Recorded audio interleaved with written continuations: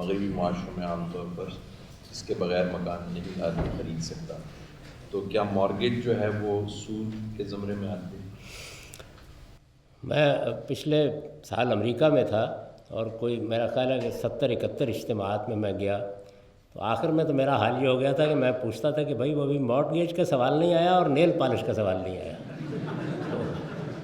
تو ایک سوال یہ محبوب ترین ہے اور دوسرا وہ محبوب ترین ہے.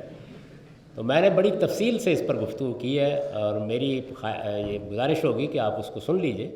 میرے نزدیک یہ بالکل جائز ہے. جن لوگوں نے اس کے ناجائز ہونے کا فتویٰ دیا ہے وہ شاید دور حاضر کو سمجھ ہی نہیں سکے.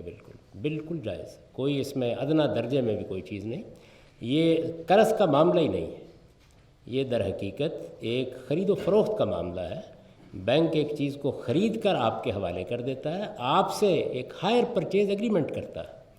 اس میں آپ استعمال کا کرایہ بھی دے رہے ہوتے ہیں اور اس کے ساتھ قیمت کی قسطیں بھی ادا کر رہے ہوتے ہیں. یہ بالکل سود نہیں، یہ بالکل جائز ہے. جب میں نے یہ کہا ہے واشنگٹن میں غالباً تو کسی نے صاحب نے سوال کیا کہ ایک مکان تک جائز ہے، تو میں نے کہا 3 میرے لیے بھی خرید کے رکھ لیجیے. بالکل جائز ہے. اس کو سمجھنے میں اصل میں دیکھیے، میں پھر عرض کر دوں، جب میں نے یہ بات کہی تو لوگ پروپیگنڈا کرنا شروع کر دیں، سود کو جائز قرار دے دیا. یہ ہمارے ہاں کی بے انصافی کی آخری انتہا ہے. سود کیا ہے؟ قرض پر نفع کا مطالبہ کرنا. پوری مسلمان امت میں کسی کو اس سے اختلاف نہیں. کسی معاملے پر اس کو اپلائی کرنا کہ یہ قرض ہے یا یہ قرض پر نفع ہے، اس کے لیے بصیرت چاہیے. میں اختلاف اس سے کر رہا ہوں، سود سے اختلاف نہیں کر رہا.